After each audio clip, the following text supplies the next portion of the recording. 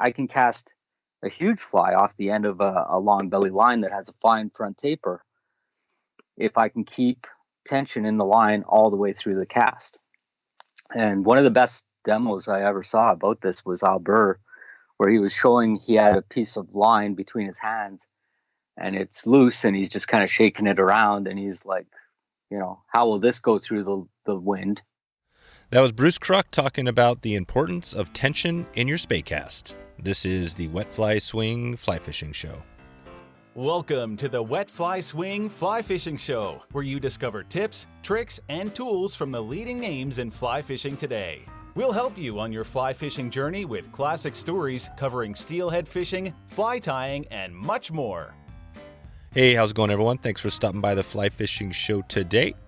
Bruce Kruk is on the podcast to share some of his best tips on casting long belly lines and even longer rods. We find out which book Bruce believes is hands down the best for Spey. Hint, the author has not yet been on this podcast. We hear about the red shed Spey clave and why it's so impactful, and find out about underhand casting, Skagit style, and what longer Spey rods all have in common. There's something you can do with all of those and be a successful Spey caster. Please share this episode if you find value today with one other person. Before we get started, let's hear from our sponsors. Since 1977, the Fly Fishing and Tying Journal has long been considered the angler's magazine, with original how-tos and technical articles written by the best trout and steelhead anglers in the West. They are committed to sharing exceptionally written essays, fiction, poetry, and in-depth guides to fly tying and fly fishing. FTJ is one of my go-to magazines, and if you haven't checked it out recently, you can get started today by calling 1-800-541-9498 or heading over to the web at ftjangler.com. GotFishing.com is your trusted source of information with access to the world's best fishing trips. You'll never pay a dime extra for the trip you book, and in many cases, less than advertised. Find out where Got Fishing could take you by heading over to GotFishing.com today. That's GOTFishing.com, or reach them by phone at 208-630-3373. GotFishing.com, the easiest place to start your next fishing adventure. So without further ado, here is Bruce Kruk. How's it going, Bruce? I'm good. How are you, Dave? Good. Thanks for coming on and chatting here. We're gonna dig back into a little bit on a topic that we've talked a lot about on Spey, because that's a struggle for a lot of people out there. And also, we're gonna get back into the Upper Columbia River. So before we get there, can you just talk about how you first got into fly fishing and how you brought that into Spey and the Spey-orama and everything else? Well, how far back do you want me to go?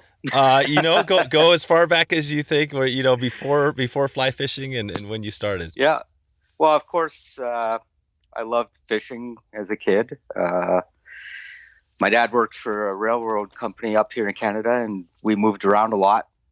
And one of the last places we ended up as a young adult was Quebec. And I fished a ton as a kid, but then later on, as I got older, I got interested in motorcycles and girls and stuff like that. So I kind of left that for a while. And I got married and bought a house, and it was on the end of an island. And one time we were stuck in traffic driving home, and I saw a bunch of smallmouth bass jumping in this little park in the river there. And I was like, I should get back into fishing. So I got back in hard with gear.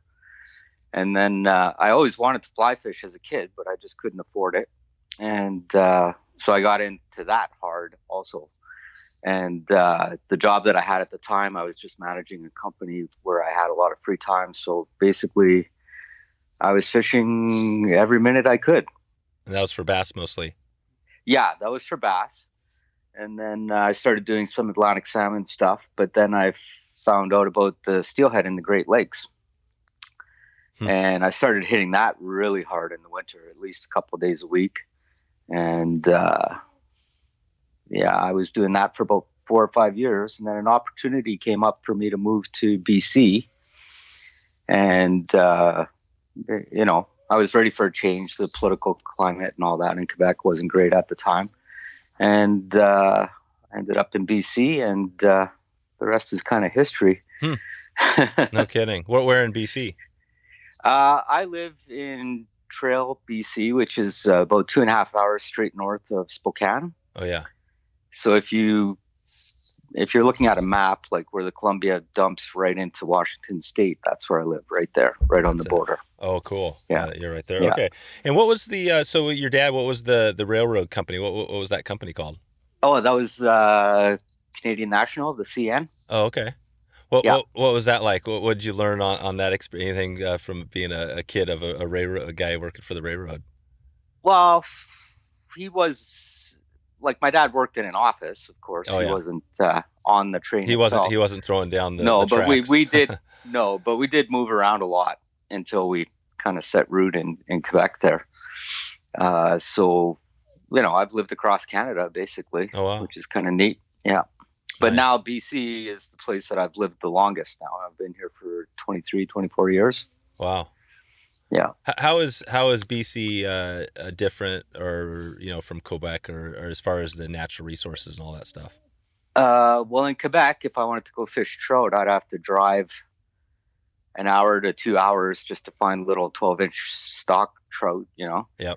And then here I can just, Yeah. Literally it's a 5-minute drive and I can be into some monster trout, wild fish, That's it. So there's no comparison. No, it's really different. That's cool. Okay. I do miss the Great Lakes steelhead though. It was quite an interesting experience. Like, I mean, with what's happening with steelhead, the Great Lakes are kind of the future. Oh, wow. Of steelheading. I hate to say that, but I mean, if you're looking for a fast track way to learn steelheading, that's a good way to go rather than out west. Right. Yeah. Things we're in a down. We're on the downhill side right now. Hopefully things change. Hopefully it changes. I've seen, I saw the Thompson die, and now once, like, I had moved from the Thompson over to the Clearwater, and then the Clearwater was closed last year. Yeah. The numbers are a little better this year, but who knows what's going to happen. We I don't talk about this occasionally. We don't get into a ton of conversation, but I'm just curious your take on, up in Canada, the Thompson. Do you have any take on what's going on there? Well, I don't know. There's a lot of different theories. I was talking to some guys that I'm taking out today, and they had an interesting take. Like, they were saying that the fish, instead of going down to the ocean, are just staying in the river.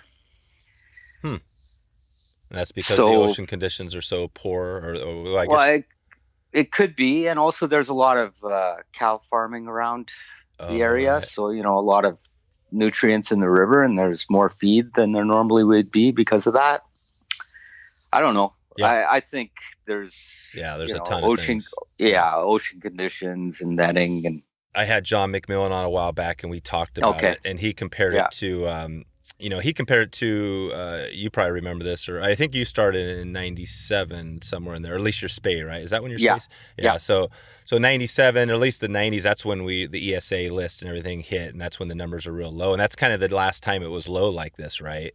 And it took, basically mid-90s, it took 20 years to pull out of it. And then in the mid-20s, right, the mid-aughts, 2000s, we had these amazing runs. So it's looking like hopefully we can pull back out, and we're in the bottom of a trough, and then, but that's a long time. That's definitely another take. Like, I mean, I remember reading in Trey Combs' book, I believe it was, about when they were exploring the West Coast, there were starving bands of Indians because the salmon runs were so bad. So hopefully everything just cycles, right? Yeah. And maybe we're just more aware of ocean conditions or, different things like that can help explain what we weren't able to explain 100 years ago. Exactly. Yeah. I always stay with the optimistic, approach. Oh, definitely. Otherwise, it's like quite depressing. Exactly. It's like the time we're in now with all the stuff that's going on, man. You could get pretty depressed if you didn't stay positive, because it's a pretty, pretty crazy world. By the way, how are things going? We're in the COVID. We're still in the COVID. Well, at least down here. How are things COVID wise up in your neck? We were doing really good in BC, and then it seems that when they loosen up a little bit, people start traveling a bit, and we're seeing a few more cases than we have in the past. But where I live is pretty rural, and we haven't really been hit hard by it by any means. Yeah. You guys are good. Okay. Well, so let's take that back to the Great Lakes. So what year was that when you started steelhead fishing the Great Lakes? 90. Oh yeah, 90. Wow. So you were right there at the start, and that's kind of when Spey started. And it was stupid back then because they stocked like unreal numbers of steelhead. And I remember the first time I went, it was on a 2-day trip, and I hooked 52 steelhead before I landed one. Jeez. Because I was using 4-pound test tippet and nymphs and wow. Yeah. 52 steelhead. That is crazy. Yeah. Well, so that's early 90s. So you're getting into it, and then the Spey game for you started in, was it 97? It was the fall of 96 was the first time I picked up a Spey rod. I was actually down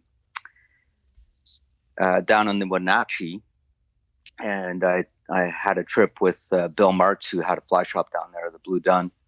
And I wanted to fish with Bill because he was such a great single hand caster, but he was trying to force the Spey rod into my hands all day. And I finally picked it up, and I made, I flipped the line out, and I hooked a fish right away. And I was like, oh, that's nice. Let's get back to the single hander. But then the following fall, I picked up my first Spey rod. Or no, it was springtime. Sorry. The following spring in 97, I picked up my first Spey rod from Bill. It was a Sage 7136. And I went to the Skagit that spring, and the Sauk, and where else? I went to Sky Komish. And I was with a young friend of mine, and he had my single hander, and he was casting further than I could cast with the Spey rod. It was driving me crazy. Mm-hmm. But I stuck with it because it was just so beautiful to watch the guys who were doing it well. It was just amazing to watch. So yeah. And then of course, even with the single hand rod, I was always obsessed with distance. So yep. So it's just one of those things. That explains, the Spey-O-Ram and everything you have going now. Yeah. What was the so who were some of those people that you were watching back then that were casting beautifully with the Spey? Well, Harry Lemire for sure. He was probably one of the first people I saw. Guys that really knew what they were doing, and so Harry Lemire, he's you're seeing this guy out there, and this is in the the 90s, the late 90s. I mean, how do you take it from that 13-foot 6 rod into now you're kind of known for this long belly, the longer stuff, right? How did you get into that? I guess it would be Derek Brown was a big influence on me. He was coming over from Scotland and instructing way back when, and I took a class with him, and then he was the more traditional 15-foot rod with a longer line. He was making a line at the time called the Spey Driver that was based on Alexander Grant's designs from 100 years ago or something like that. And, the longer lines just give you more distance. It's like that even with single hand lines. So that's kind of how that happened. So that's it. The distance thing is, and here's the biggest question of the episode for you. Does a longer cast help you catch more fish? Where I am, it does. It does. Well, a lot of guys say, oh, you don't need to cast far to catch fish. Well, it's true. But when you're fishing waters that get covered quite a bit, especially for summer run fish, all the best casters that I know are the guys catching the most fish. Mm-hmm. Just because you're covering water. A good caster's fly is turning over pretty much every time. So your fly is fishing that much more than a lot of people who are just kind of lobbing a cast out and the fly is kind of loose and just swinging around on a dead drift rather than swimming.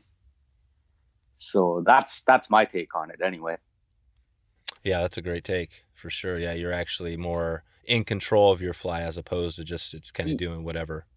Yeah, and actually a really big step for me was reading Fly and Far Off by Jock Scott. And in it, there's illustrations of, Alexander Grant, he used to fish long lines and just pick up and cast without shooting line, right? And it was really interesting, that book, because it showed the angles that he fished with the long lines. And you're casting more downstream than you would with a shorter line to keep control, because you're casting so far and there's so many conflicting currents. So the theory is the faster the water, the further downstream you cast. Mm-hmm. To keep that tight line to your fly. So that was a real game changer for me. I started hooking up a lot of fish once I moved over to that technique, for sure. Huh. Nice. And so the rods you're using now, the longer rods and the lines, how similar are they to the old historic, lines, or the stuff they're using back in kind of in Europe and stuff? Well, basically they're long shooting heads is what they are. Like my go-to rod on the river here is a 16-foot 9-weight gale force. And then the line is the 83 equalizer cut into a head. And then I run mono behind it. I'm not aware of anybody making the long lines like they used to. Alexander Grant apparently picked up and cast 180 feet.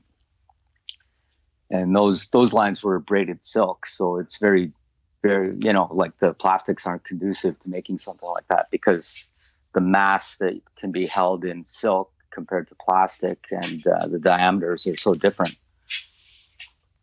Mm-hmm. But they were all based on a continuous taper, which is what all the best Spey lines are nowadays too. That's right. So the stuff you're using now, the long belly stuff, isn't really comparable to say you go back to whatever time, 100 years ago, a couple hundred years ago. Yeah. Well, we're definitely shooting line rather than just picking up and casting those long distances, but we are also easily attaining the distances that they used to. That's right. So what was once, the domain of just a few people in the world, or it's, there's say 100 people that are capable of it now, rather than just 2 or 3 people. Oh, wow. Yeah. Okay. And who are the other, so Gale Force, I've heard a lot about them. Who are the other companies making similar lines and rods in that range? It seems like, down here, you hear a lot about the short, the OPST is right the other end. Things are going that way. Yeah. Well, the European companies are the ones really like Gale Force and Bruce and Walker. And as far as lines, longer lines, I know that some friends of mine have Boss fly lines, and I guess that's mainly done by Gene Oswald, who is the North American rep for Bruce and Walker. Mm-hmm. And then there's Next Cast lines. They're out there. Yeah. Way back when, I met Steve Choate and Wei Yin, and they were the guys behind the XLT, which was the first commercially available, really long belly line that was on that continuous taper idea. And those were really long lines, and they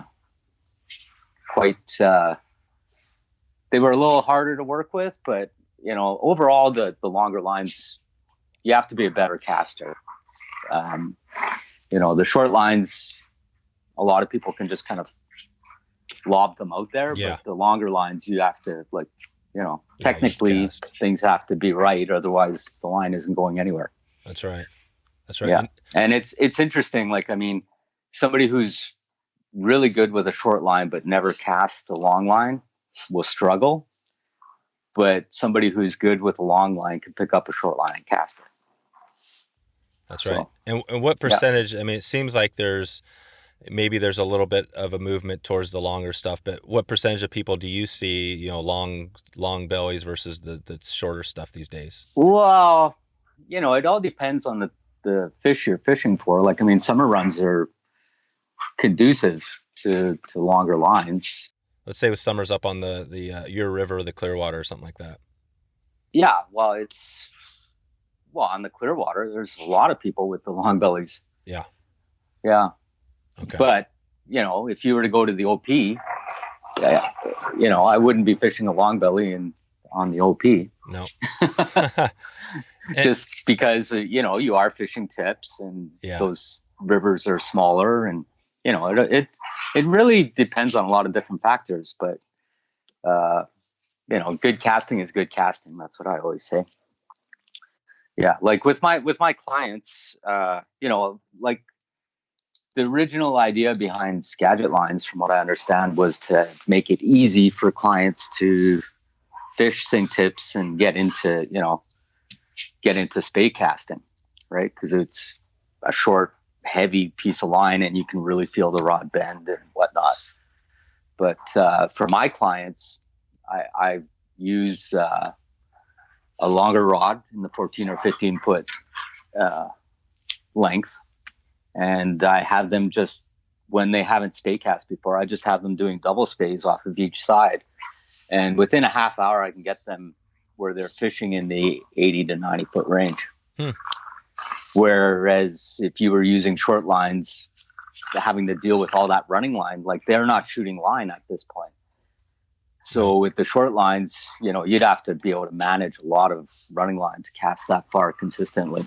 So this is a great conversation because I've had a lot of, I just had Jerry French on and we talked about the history, and how that all came to be. And you're right, that's how it happened. It was easier, but it's interesting to hear you talking. It sounds like, you could take somebody who's fairly new to Spey and with a longer belly line, you can actually have them fishing pretty easy, just like they talk, like you can get a person with the OPST stuff going. Yeah, but again, like, I mean, my river is huge. Yeah. So it's all. It all depends on where you are. Exactly. You're not. You have plenty of room behind you for your. Well, that's another thing. Like for a long time, a lot of people thought the bigger the D loop you could make behind you, the more distance you could get. But that's kind of not true. Mm-hmm. Yeah. Like the whole idea behind Spey rods is so that you can fish in tight to the bank, right? Yep. So. That's kind of a pet peeve of mine where people say, oh, you can't use a long belly on tight to the bank, but you definitely can. Yeah. Well, explain that. Well, it's an adjustment of angles, right? Mm-hmm. Like I said, you were casting further downstream. Now, how I view it and how some of the better casters that I know view it is that the energy trapped between the point of the rod tip and the line touching down on the water. So if your anchor is far in front of you, you can have a D loop that's like a couple feet behind you and you'll still get the same distance or better. And you definitely get better turnover when your anchor is far in front of you. So that's kind of my take on it. Gotcha. So it just depends again where you're. Yeah. Gotcha. Where you start that out. Okay. And then, again, so maybe you could just take us through, because I'd like to dig in a little bit of this, think of somebody who's, been doing a lot of the shorter stuff and they've never casted a 15, 16 foot rod. Yeah. And they go out and they pick up one of these rods and it's all ready to go. Obviously a lesson would be the best thing, but if they were out there, how would you explain that they might get up and get going? What do they need to know to get started? Is that too much? Could they just watch a video? Could they just go out and watch a couple videos of you casting? I know, people do that a lot. I know that's not the best thing, but if they watched some of your videos, would they be able to learn enough to get going? It would help, definitely, because there's certain rules to casting that apply. Like for myself, like I said, I live in a rural area, but I always sought out people to take lessons from I've always been that way in my fly fishing career, fly tying and stuff like that. Mm-hmm. So, yeah. Who was your first lesson? So George Cook was the first school I went to, and that was put on the Wenatchee. It was a 1-day school. And it was really interesting because back then we were fishing wind cutters.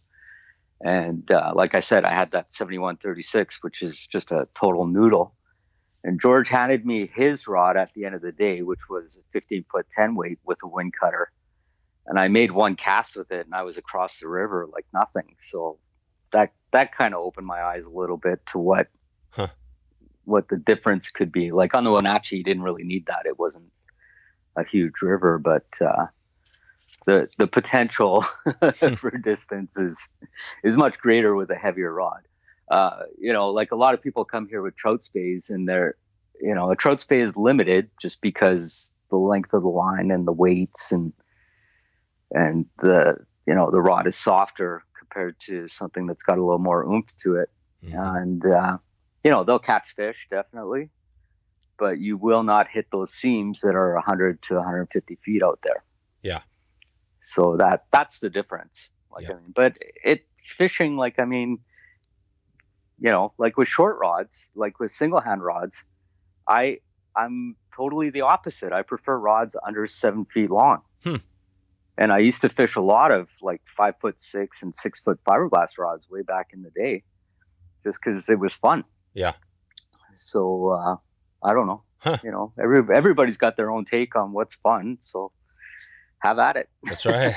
There's a lot of options, and there's a lot of more options these days than when you started in the mid '90s, right? Oh man, it's amazing how far we've come. It's like you can't get a bad spay rod nowadays. Yeah, that's right. Whereas back in the day, there was a lot of rods that were like, not good. Yeah. Either too stiff or too soft, or But the UK rods have always had that action, where the tip is stiffer and the bend deep into the butt. So, and that's another thing with the long rods. Like a lot of people are like, oh man, a 16-foot 9 weight, that's crazy for trout. Are you nuts? The thing is though, is the longer the lever, the bigger advantage a fish has on you. Like those longer rods, they bend really deep. So, that's another take on it also. Yeah. So that's another bonus. Yeah. What about I had Klaus Freemer on from Loop and everything. Yep. He talks about underhand casting. Mm-hmm. Can you talk about the differences between what you do and what he does?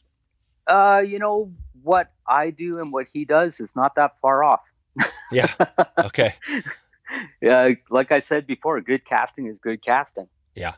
We're trying to use the top hand as a fulcrum point and the bottom hand to move the rod, which is the whole basis of underhand casting. Mm-hmm.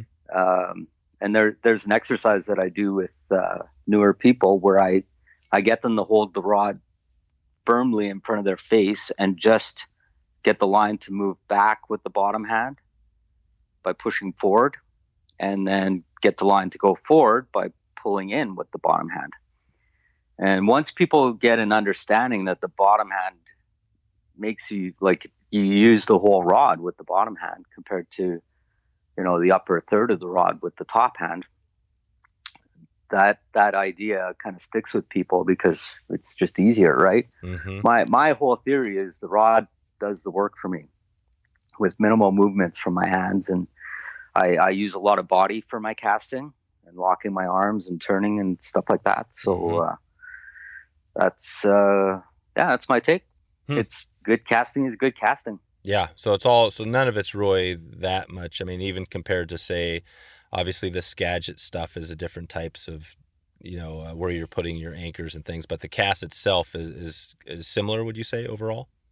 Well, yeah, there's always a basic principle where the back part of the line is in the air.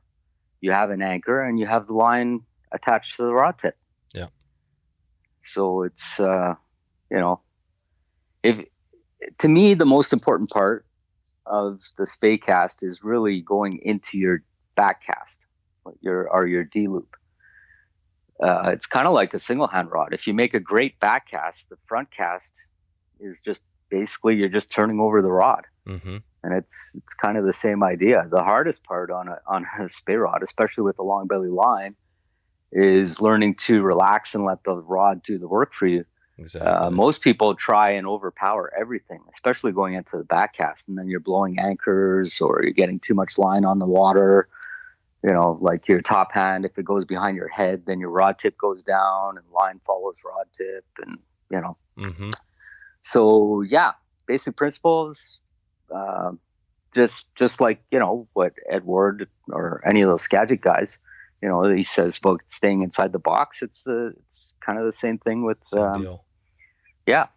And you know, all the best guys will tell you, it doesn't matter what line system, slow down. Yeah, it is. Do not overpower the rod. Like a lot of people think that for distance casting, let's say, especially with the competition stuff, that the harder you can hit it initially, the farther it's going to go. That's not true. If you hit it as hard as you can right from the get-go, you're overloading the rod, and the rod never has a chance to, or the line never has a chance to catch up with the rod. But if you do a smooth application of power from the bottom hand to a firm, crisp stop on the forward cast, then you're releasing the energy from the rod. The rod will be bent as deep as you want it to be, and then it just lets go. It's kind of like a bow and arrow. The arrow doesn't go anywhere till the bow has stopped. Mm-hmm. When you release that energy.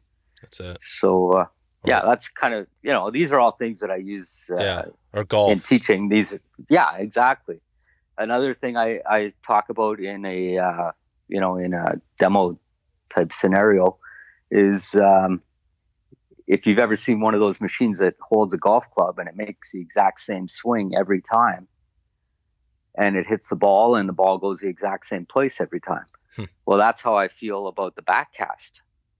So I'll do my lift to target, and then I lock my arms and I just turn my body. So I'm making myself like that machine, and then my anchor lands consistently in the same place every time. That's, you know, that's my take on it. That's it. So, so from the pickup, if you just paint that picture, you know, audio, it's always hard to do, but you know, you do your shotgun lift. I guess it's a similar thing. You do your lift. No, I don't really do a shotgun lift. Yeah. Describe the whole process from, we're sitting there on the river. We're looking, let's say we're on the river left, the river's going from right to left, and you're going to pick up and do a single spey. And just describe the whole thing. Yeah. So basically, my hips will be facing, like I'll be squared to my target where I'm casting to. And then I turn to the pickup, and with the rod tip, I'll lift up, but at an angle, lifting towards my target. Mm-hmm. Now, once the rod tip gets to my target, that's when I just turn my body with my arms locked. And it's simple to explain. It's simple to demonstrate, but it's deceptively hard to do. Yeah. Like this was all described to me, you know, 10 years ago, and it's taken me 10 years, and I'm sure it'll take me a lot longer to, like, I feel like I'm comfortable with it now. But the whole idea of getting away from that top hand where you're like dipping the rod or whatever, like all these things are introducing slack, and then you have to compensate by pulling with the top hand. But if you use the rod, you know, as a lever with a fulcrum, that bottom hand is so key to making magic happen. Yeah. And it applies to, like, I mean, you know, I don't fish just long belly lines. I'm able to fish the Skagit lines and the Scandi lines and all that, and the shorter lines, and the exact same principles work. Yep. Gotcha. Yeah, the same. And then taking it back to the water. So if you, like you said, you start, you know, with your hips pointing at the target where you're going to cast, you do your lift up, and then you turn. Well, I lift to the target. Yeah, lift. Yeah, so right. You lift towards the target at a diagonal. Yeah. So I never lift straight up. Gotcha. I'm always lifting at an angle to the target. And is it not a shotgun like angled lift? Mm, How's it different from a shotgun lift? Well, lifts will vary because of different water currents, and if you're in riffly water or smooth water, that's the thing with the long line, is that you have to be able to change your watch. There's a lot of variables there. So like the biggest thing right from the get-go is watching your lift, watching what happens as the line comes off the water. I'm into other than this, I'm really into motorcycle racing and that on tracks. And I've been to a lot of courses, and everything is visual on a motorcycle. Like, you go where you look. So when I teach, I'll teach to watch the lift, make sure you're lifting the line off the water. And then at a certain point, you're kind of watching your top hand into your back cast to keep it from moving back. And then you're watching your bottom hand, and then out of the corner of the eye, you're watching your anchor land. And that's when you know it's time to go forward. So then I'm watching my hands, and then I'm watching the rod tip release the energy, and then I'm watching my line go out. Mm-hmm. And it gives you a more continuous flow that way, rather than just concentrating on one thing over and over. Now, that's in actual casting, but there's a lot of benefit also to just doing one movement over and over and over. Also, like when I was really working on this fulcrum casting style of casting, I got some advice about just doing your anchors and nothing else. So I would just go down and do a couple hours of just placing my anchor the exact same place every time. I pop the line back at an angle, and then I do the anchor, back, anchor, back, anchor. And, that stuff really pays off in the long run. Yeah. And a lot of people just want to go fishing, but how much money do you spend on a trip? I know. And then you get there and you're like, oh, I don't know how to cast. So that's your job as the guide, Yeah. Whereas, you look at golfers, or, they're out there practicing, the best golfers all the time. So that's a comparison I can make. And it's worth your while to figure out how to cast. And now a quick word from our sponsors. GotFishing.com, a boutique booking agency for fishing adventures around the world. Got Fishing is unique in working with a small hand-selected group of outfitters from around the world that are known for providing an experience that is second to none. Got Fishing can be your trusted source of information with access to the world's best fishing trips. Their sole purpose is to help you plan the most authentic fishing adventure while making sure it fits within your budget. The beauty is that everything they do is 100% free. You will never pay a dime extra for your trip, and in many cases, less than advertised. I can attest personally to the service that Got Fishing provides, as they have been working with me closely to set my first trip to the Yucatan for saltwater. They have taken care of all the important details and allowed me to avoid worrying about any of the complications. I know Brian and the crew have you covered at Got Fishing. Whether you need a fishing consultant, travel consultant, gear pro, or the like, they have you covered. With top-of-the-line outfitters they represent around the world, they are confident they have just the right trip for you. You can give them a call at 208-630-3373 or head over to gotfishing.com to get started today. Let Got Fishing help you plan the fishing trip you've been dreaming about. That's gotfishing.com. I forget that in the center are rivers and fish unspoken for. That there are valleys, the strata of which we lower into perhaps in the hollow between breaths. In the tiny pause between the rise of summer and its departure, I nearly forget the long sieve of winter, the absence, the fractional glimpses of light. Dear one, I will go without speaking.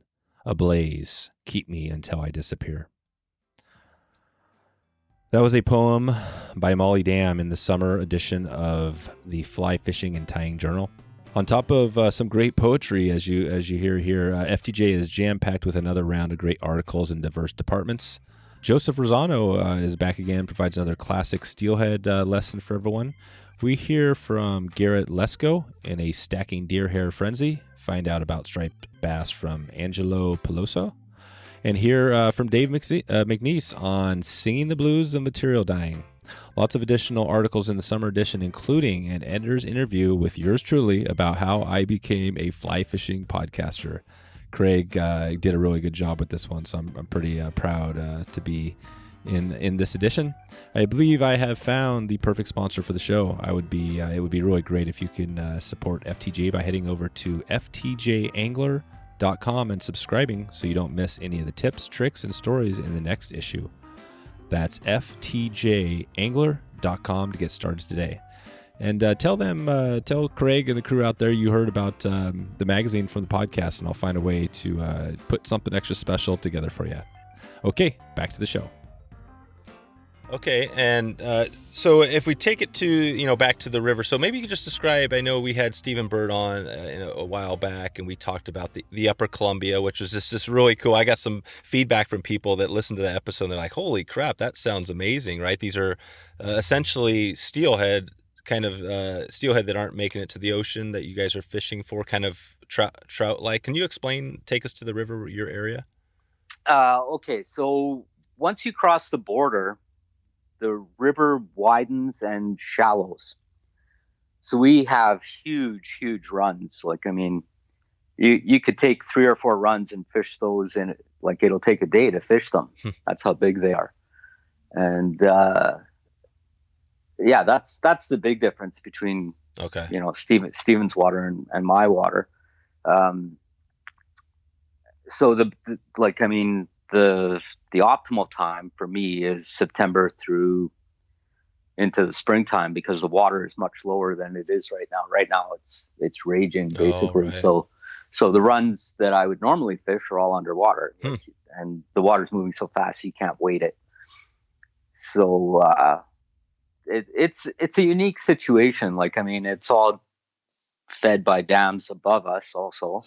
So the water temperatures stay very consistent, and the fish, I was talking to one biologist one time, and they were doing a lot of radio tagging for a while there. And the fish that they would catch within a year, they would have 2 or 3 growth rates on their scales, whereas a normal fish somewhere else would have 1 growth rate. So, the feed and the water conditions and everything just lends itself to these fish getting bigger. Plus the steelhead genes that are in them.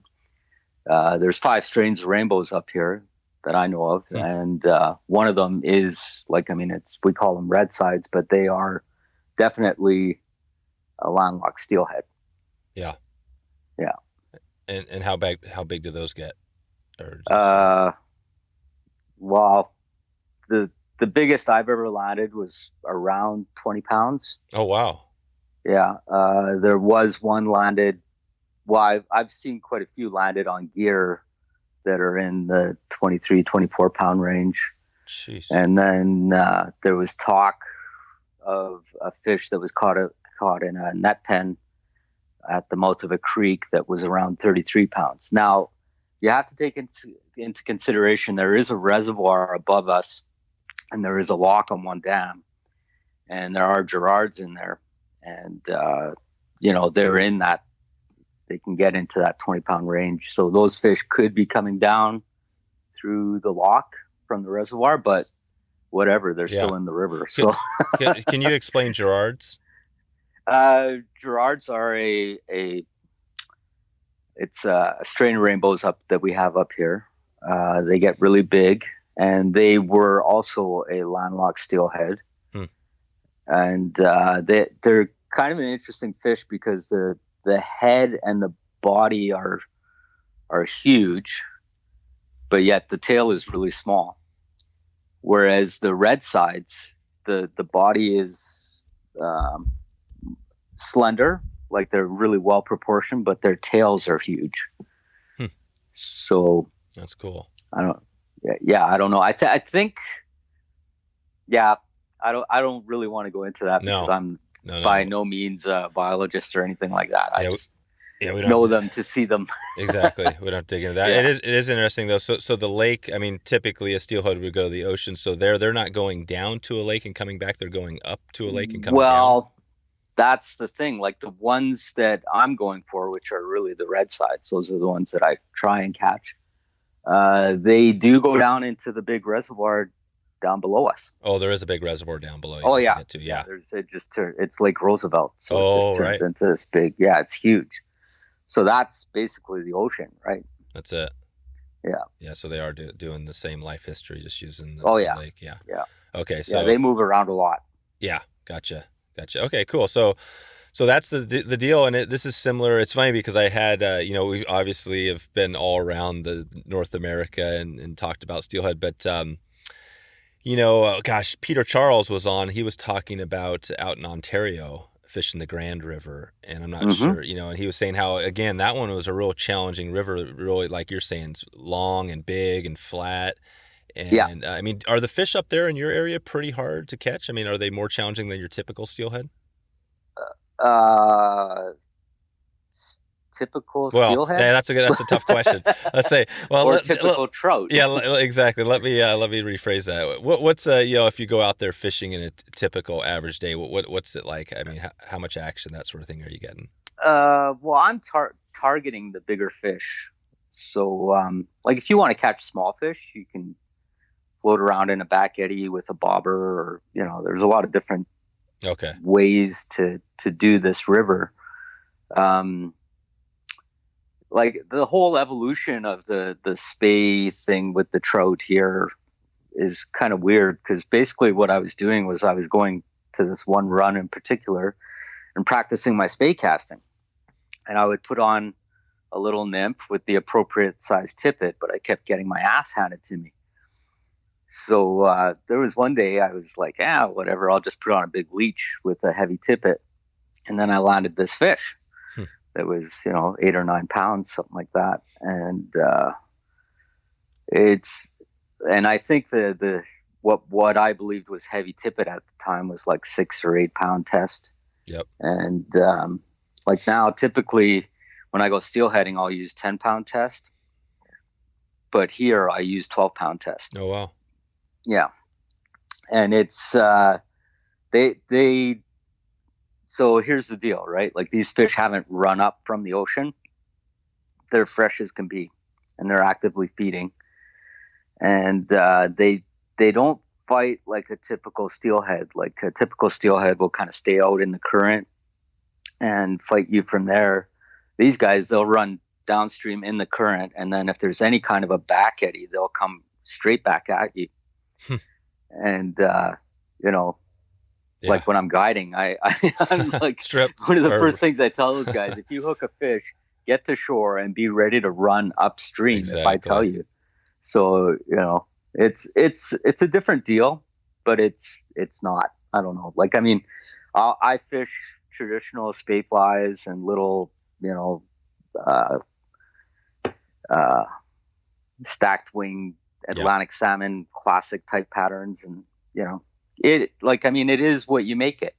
I wouldn't say that I catch more fish than anybody else, but I do catch larger fish just because of the I'm targeting them with bigger flies and heavier tippet. Yeah. So that's the biggest thing you're saying. When you target bigger fish, you're just using bigger flies, heavier tippet, but also covering in the deeper, further out water. Yes. Yeah. That's where the bigger fish. The bigger fish are out in that heavier water. Yeah, but it all depends. If like at this time of year, I'll get up at 4:00 in the morning and fish drop offs, and those big fish will be within 40, 50, 60 feet. So. But that's this time of year. Later, when the water drops and it just turns into a big open run, like there's seams on top of seams on top of seams. So there's lots of times I wish I could cast further than I can. Yeah, gotcha. Yeah. Okay. So it sounds like, again, with Stephen Bird, he described the process of catching fish down there, just downstream of you. Is it? Other than the larger rivers, is that process fairly similar on how you swing flies? I think he uses a lot of soft tackle stuff and things like that. Steve uses more, Trouty stuff that would typically represent trout food, but he does fish bigger. And actually, like I've known Steven for a while, but last year was the first time that we actually met and fished together. And the similarities were there, Yeah. like how we fish. So That's cool. obviously we're both doing something right. Yeah. Or totally wrong. Who knows? That's right. What about, Yeah. I had a question in the Facebook group. It was on water temperature. I know with steelhead that can be pretty important. Well, just any fish, obviously, that can be pretty important. But do you see, I know you guys are out there kind of right in the desert and that sort of thing. Do you see differences in morning versus evening and water temps? And does that play a role?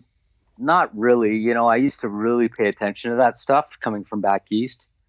And now it's not even a consideration. Like, Yeah. I don't know. You don't worry about Because it. the water stays very consistent. Oh, right. Yeah, because you're at a tailwater, essentially. Yeah, basically, yeah. One thing I do here in the winter time is I just fish dry lines.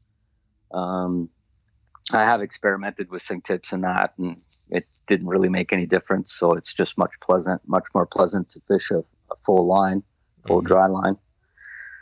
And yeah, these fish, the big ones, they're actively feeding, like I said. So if you get a fly near them, they're going to grab it, just like a steelhead. Like, I mean, that was something that was interesting. The difference between the Great Lakes steelhead and the West Coast steelhead was, the way that you fish them. Just to go back to the Great Lakes stuff, I remember, I tried all kinds of different things and like strike indicators and, chuck it, like with slinkies and stuff like that.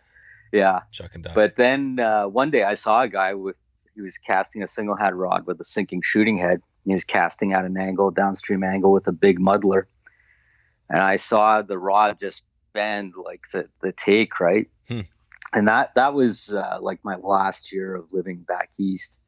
So as soon as I saw that, I ran to town and got a sink tip from the local fly shop, and I was right back at it right away. And sure enough, I got my ass handed to me because the only muddlers I had were trout muddlers, and the hook just wasn't strong enough, right? So I still have that muddler with the hook totally straightened out, which is kind of interesting. But that was kind of a game changer for me too. That really convinced me to move out west also. Oh, really? Well, it helped influence my move out west. My ex-wife will say different, but yeah. That's amazing. So you moved out west for the fishing. That was your number one reason. On a personal level, yes. Yeah. Work was part of it, but I had an opportunity to have a good job out here, so I took it. But the steelhead was definitely a deciding factor. And then finding the trout in the Columbia, like I figured it was just like, but to find what was really here, like it was. Yeah, you had amazing. no idea. You had no idea. I had no idea. Huh. None whatsoever. Yep.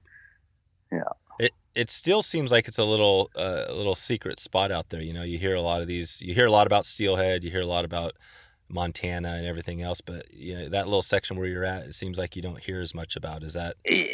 Well, we are kind of in the middle of nowhere. Are you? Well, we're like a 7 or 8 hour drive from Vancouver. We're a 7-hour drive from Calgary. Yeah. The closest city is Spokane. Oh, Spokane, right? Yeah. Which is 2.5 hours. Oh, it's only 2. Okay, so a few hours. Yeah. Gotcha. Okay. I wanted to just dig into a little bit, just a few other tips and things, but I was curious. I've heard a lot about the red shed, the Spey clave, and things like that. Can you describe? I guess it's poppy and that whole thing. Can you describe the Spey clave that you guys have going? Is it similar to other Spey claves, and what's that feel? What's that all about? It's definitely similar to other Spey claves. The instruction is top notch. Like, I mean, I've had Simon Gosworth, Mike Kinney, Albert, Zach Williams, Travis Johnson, Whitney Gold. Like, I mean, yeah, everybody. all the good people. And definitely the red shed is like my second family. So I might be a little biased on, on how I feel about them. But if you ask anybody that knows them, they'll all say the same thing, that they are our family, It, basically. is Poppy, is he the guy that's been there kind of the longest, been running that thing out there, or kind of been Yeah, leading, I well, guess? he, like the red shed is his baby, Mm-hmm. and well, it's the first time I met him. I couldn't believe, I drove around the river looking for this big fly shop, and it ended up being this little barn at the end of a driveway. Nice. It was basically a horse stable at one time, and I walked into this little shop, and I just couldn't believe the amount of Spey stuff that was in there, because that's all he carried Oh, at the wow. time. The fly tying materials and everything, and so it's kind of an interesting story. When I first met Poppy, I was in the middle of a divorce, and I had one Spey rod, which was this huge 18-foot Daiwa, and I was gonna buy. Poppy had what he calls experienced rods for sale. I was going to buy one of his rods, and at that time I had just started an association with G. Loomis, and we were waiting for the grease liners to come out. And he was like, "Well, don't buy that. Here, I'll just lend you this rod for the weekend," type of deal. And I didn't know him. He didn't take a credit card number or anything, right?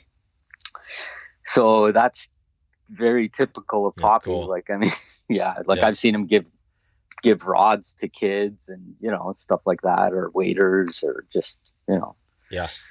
So That's amazing. Yeah, they're quite the amazing people. Yeah, right. and it all extends into the Spey Clave too. Like, it's a labor of love, really.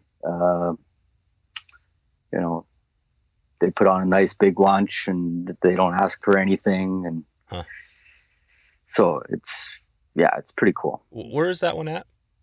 It's on the Clearwater. Mm-hmm. It's at a state park, which is about maybe 7 miles downriver from where the red shed is. Okay. Something like that. Gotcha.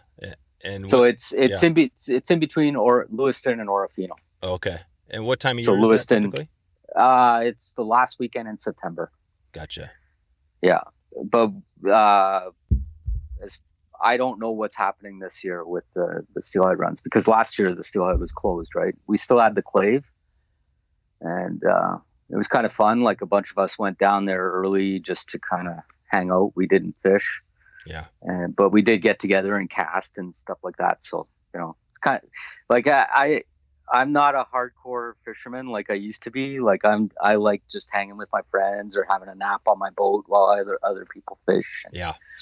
Climb in behind them type of deal. And so was there any talk? I mean, I hope things, recover, obviously, and maybe this year's a better year, and things like that. But I'm trying to think of. I had a guest way back a couple years ago that was. Well, I guess we were talking about the Thompson and some of that stuff too. I think it was Scott Baker McGarva, and yep.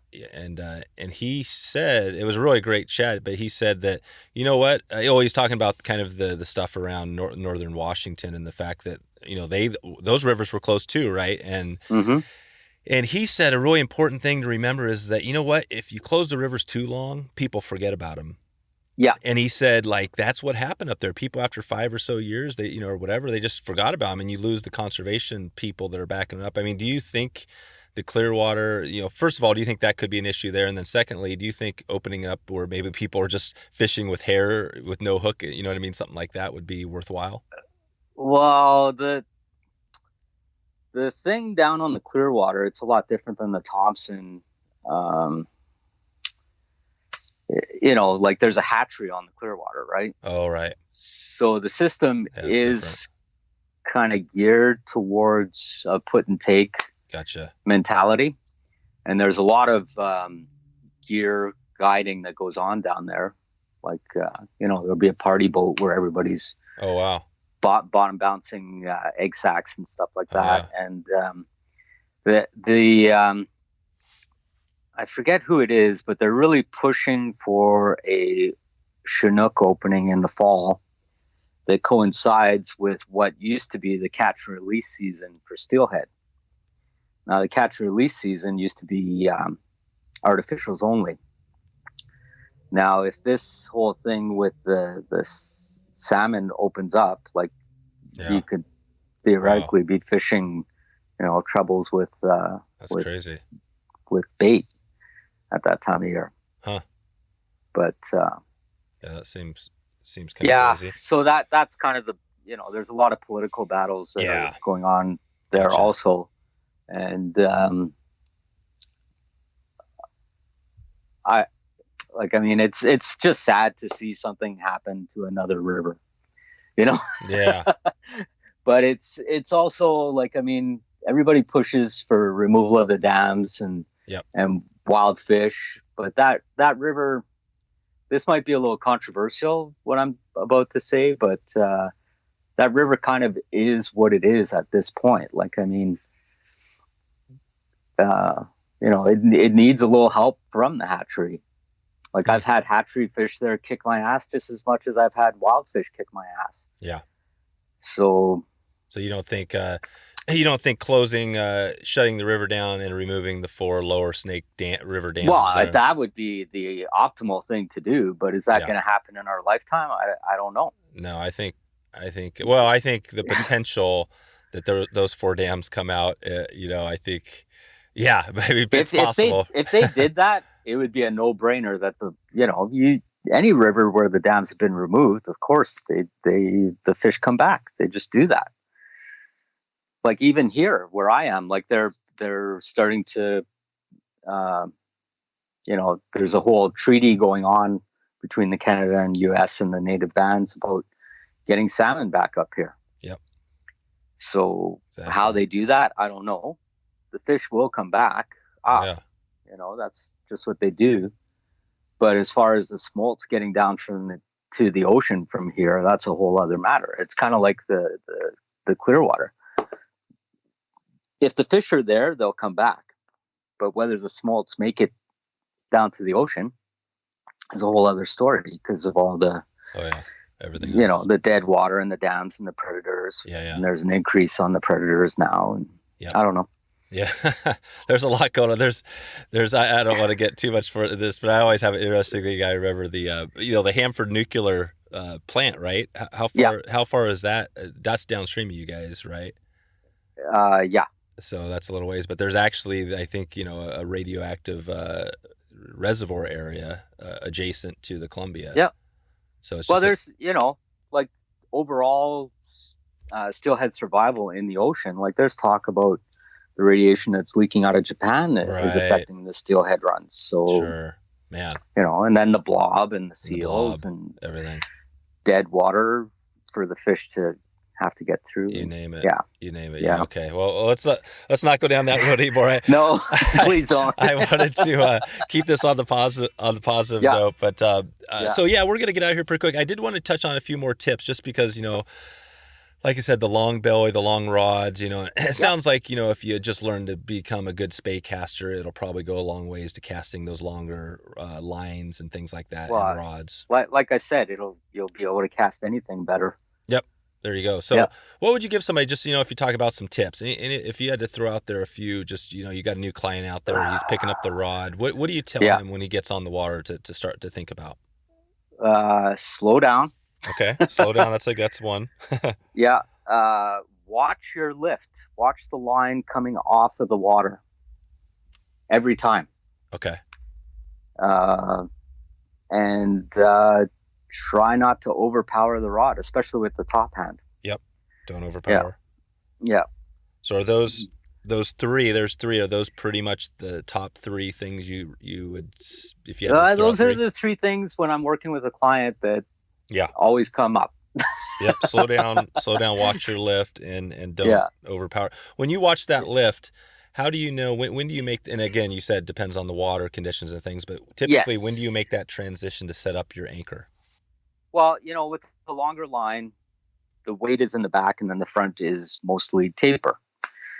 So you'll lift and pull back.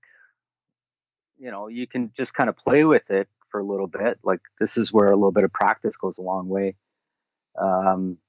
With just, the least amount of lift that will allow you to pull the line back to where you want to get to will be the optimal, because the less you lift, like the higher you lift the rod tip, the more chance there is for the line to drop at a certain point. And that's when you create slack. Yeah. Tension is everything. Like if you can keep tension in a line, like I can cast a huge fly off the end of a long belly line that has a fine front taper if I can keep tension in the line all the way through the cast. And one of the best demos I ever saw about this was Al Burr, where he was showing he had a piece of line between his hands and it's loose and he's just kind of shaking it around, and he's like, how will this go through the wind versus, and then he pulled it tight, and the line was tight, and like, I mean, if you have that tension, then it will cut through the wind or throw a bigger fly, or, tension Right. is a big deal. Okay. Yeah.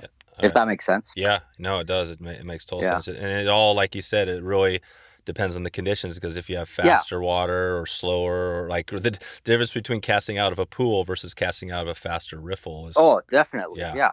And that's the struggle, or when the water's up to your chest versus at your ankles, right? Exactly. Yeah. And that's why watching the lift is very key, right? Like you'll know where you're at. What about when you make, from a beginner, when you make that, your swing and you set up your D loop and then you're coming forward, with your hands? A lot of times you see this where it seems like with the longer belly lines, your hands are going higher up. Can you talk about where your hands are placed above your head? Or it seems like, maybe with the shorter rods, they're not, you can be more compact. Yeah. Well, it is compact because it's tight to the body. Right. It's still in that box. Yeah. Really all you're doing is compensating for the longer line. Okay. So that as you go up, you keep that D loop up in the air. Now I try and get away from telling the people to rise up, and because they have a tendency to raise just the top hand, and then the bottom hand stays in close to the body. So I tell them what I want them to do is just push out the bottom hand versus rising up. Gotcha. And typically my top hand will never go above my head, but my bottom hand will be kind of flat. Oh, wow. Like the rod will be flat because my bottom hand is so far out.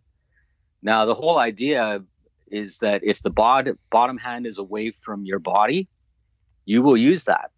But if it's tight against your body, you can't use that. So even just like a couple inches of bottom hand being away from your body will force, it's just natural that you pull in first before you push with the top hand. And that's where you get that full nice bend down through the whole rod, right through the cork. That's it. Yeah. That's great. And how are you holding on the grip? What does your grip look like with your top hand? So thumbs on top. Yeah. Yeah. Thumbs on top. Okay. If you're holding it without the thumbs on top, like everything lines up perfectly, right? Like, so if you're not holding it with the thumbs up, the rod can get into weird kind of contortions with your hands, right? But if you have your thumbs on the rod, it's just a natural movement that things stay in line. Perfect. So you're not making instead of holding with your thumb, making your index finger and thumb a loop around the cork, like actually not. I've heard some people describe that to keep you from using the top hand. Well, yeah, there's different techniques, but overall, for myself personally, that's how you do it. How I do it. Yeah. Gotcha. And that's only for when I'm working on specific things, like to get people to stop using their top hand and use their bottom hand more. I'll tell them to squeeze the crap out of the bottom and have the super light, or just two fingers on the top, or actually move your top hand down the cork about halfway down the cork, and then you have more propensity to use the bottom hand rather than the top. Perfect. What about a resource? I know, would you have a book that maybe somebody can learn a little bit more about Spey, or any other resources? Oh man, Travis Johnson. His book. Yeah, his book on Spey casting is amazing. Perfect. Perfect. Yeah, everything you need is in that book. And every time I read that book, I pick out something new that helps me. And I've been at it a long time, and it's to find something new like that all the time is pretty amazing. Nice. And then lessons, of course. Yeah. Exactly. And having a second set of eyes makes a big difference. A lot of guys, they'll go out and practice, but if you're practicing the same mistake over and over and over, you're just making yourself worse overall. Right. How well could you, not that this is the way you should do it, but how well could you, if you took a video of yourself casting and you were watching somebody's video, how accurately could you analyze that cast? Pretty good now. Okay. It used to be that I would video myself and I had no idea what was going on, but now I've got a different understanding, definitely. And I have helped people just by them sending me videos, through Facebook or Instagram, stuff like that. Yeah. So yeah, but it really is what you put into it. I've given lessons to people that by the end of the lesson, it made a big difference, but they didn't go out and practice what I taught them. And I would write out, what they need to work on, and they never did it. And so they were back again the next year. Yeah, exactly. Which is good that way, but yeah. I'd rather the people get something out of it. You know what I mean? That's right. Cool. What about on, as far as, they're learning this thing, what do you recommend? Somebody comes to you, they fish with you, you teach them how to cast. When they go back home and say they're not going to fish again with you until a year later, how often do you tell them they need to work on that Spey cast to make sure they keep improving? Well, the more you put into it, the more you're going to get out of it. I've been working with a fellow for a year and a half now who, when I met him, he couldn't Spey cast, basically. And he listened to me, as far as year wise and line length and stuff like that. And he would come where I would be practicing, and he'd cast, and I'd give him some tips and that. And long story short, within a year and a half, he's in the area, I would say he's the second best caster. Oh, wow. Yeah. He's retired, and he goes out every morning faithfully and casts. And, he's my buddy Lyle now. And, he's he's, had cool. ups and downs the whole way through, but he's definitely on the upward swing. So it just goes to show, he's at what, where he is in a year and a half is what took me 10 years to get to even have a comprehension of it. Now, another thing when I'm teaching is I'm always questioning people so that they understand why something happens, that they can do a lot of self-analyzing. And I think that's really important in teaching casting, so that when, you don't have an instructor available, you can understand, you can fix your own casting. So that's a big part of what I do also. Yeah. Perfect. Before I let you get out of here, I just want to check flies. If you're heading out this, September, October to start fishing up there, do you have a go-to pattern or two?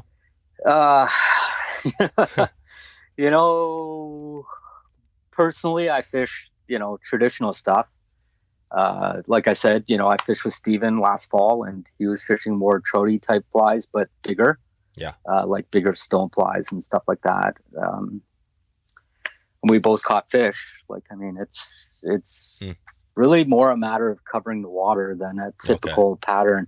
I'm not a big believer, even right now where it's dry fly time. I'm not a big believer in match the hatch here. There's a gazillion caddis on the water. I'm not going to throw the exact same caddis. I throw a great big stimulator. And I find presentation is far more important than actual imitation. Yeah. So that's kind of my take here. Yeah. If you have a favorite fly, fish it. Yeah. If you have a confidence fly, fish it. Gotcha. Perfect. Are you using tubes up there? I do in the winter. I use metal tubes, small ones. It's just a real simple rabbit fur with a hackle type fly. Call it the guide fly because I can tie it in under a minute. There you go. and yeah, that's what I use in the winter. And the metal tubes just to get you down just a little bit. Yeah, just a little bit, because there's a couple deeper pools that I'll pull those out. But I've caught fish just with regular flies too. Yeah, same thing. Gotcha. Yeah. Okay. All right. Perfect. Well, I think as always, we touched on a little bit of everything, but we were all over the place. Yeah, it's hard to it's such a big topic, obviously. There's a lot of confusion. I think just letting people know that they have where to get started, which I think, like you said, is always the best advice is find a local guide or your local shop. Oh, absolutely. Local lesson, yeah. And I think that's always the take home. So. Bruce, I appreciate you sharing today. Any, if in the next 6 to 12 months, anything new coming for you? It sounds like you've got some. Well, I guess obviously COVID's still going, but are you looking at doing some guiding this fall if it works out? Yeah. So I hadn't been in guiding for a while, but I was starting to really miss the teaching aspect of it.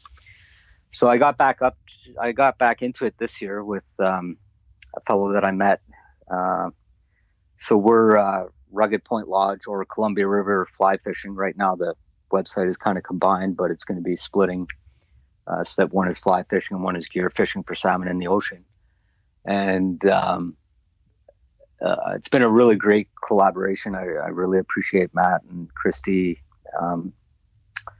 It's nice to meet people that have the same kind of ethics and morals that you have towards the fishery. And like we had a bunch of trips lined up, with some really great clients that I was really disappointed that it didn't pan out because I wanted to meet some of these people, some authors and some rod makers and stuff like that.